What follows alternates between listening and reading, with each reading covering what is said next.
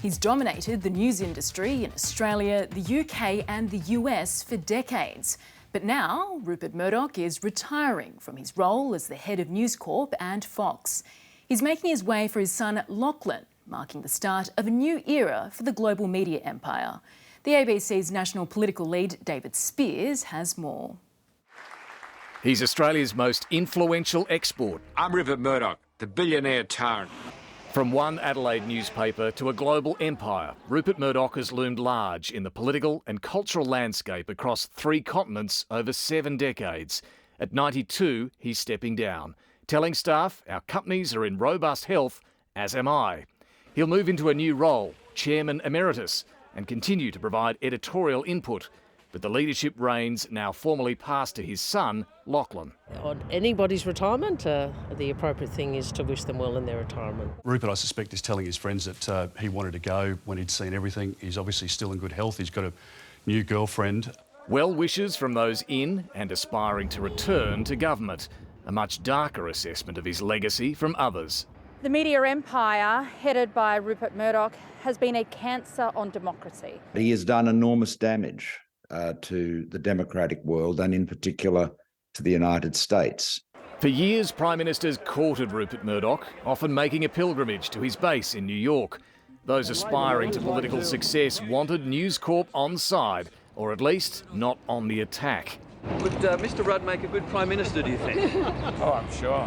Rupert Murdoch always denied telling his newspapers what to print, but ultimately he was in charge. But I basically choose the editors, I'll admit. He may have chosen the editors, but Rupert Murdoch was famously accused of willful blindness to what was going on in his publications by a parliamentary inquiry into the British phone hacking scandal. This is the most humble day of my life. Years later, he was humbled again and forced into a massive legal settlement after admitting Fox News journalists knowingly lied when they wrongly claimed the 2020 election had been stolen from Donald Trump. There has been a massive and coordinated effort to steal this election from we, the people of the United States of America. And of course, that created the environment which made the January 6th insurrection possible.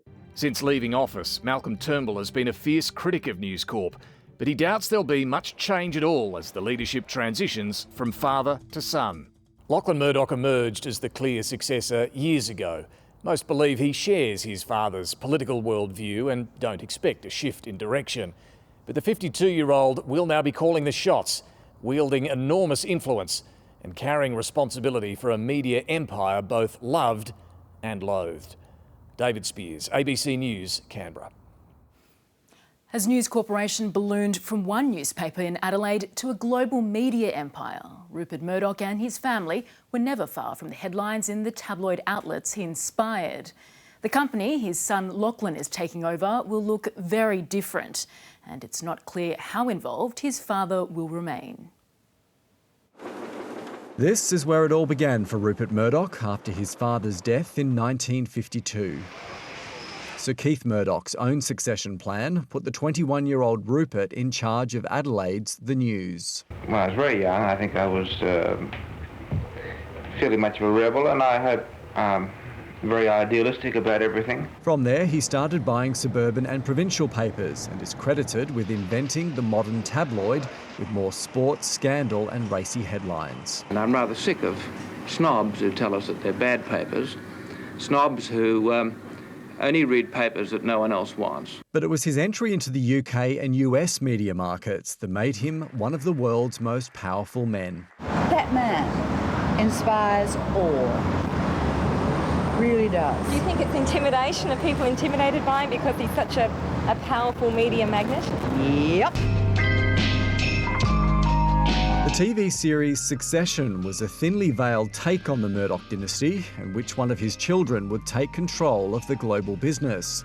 This latest episode gives Lachlan Murdoch the starring role in the company's next chapter. There'll be more continuity than change out of this announcement, but as I say, it's a process that's been happening for a while with Lachlan increasingly taking charge of the business. Yes, Lachlan Murdoch is in charge, but how firmly is he in charge? That's a very open question, and it's going to be up to Lachlan Murdoch now to prove that he is worthy of his father's businesses. So will Rupert still play an active role in decision-making going forward? This announcement today, it obviously has people wondering if he is actually healthy. He says he's in robust health, but he's 92 years old and he's decided to retire, essentially to retire, after having said he would never retire. Passing the baton on a legacy that's either loved or loathed around the world. Richard Davies, ABC News.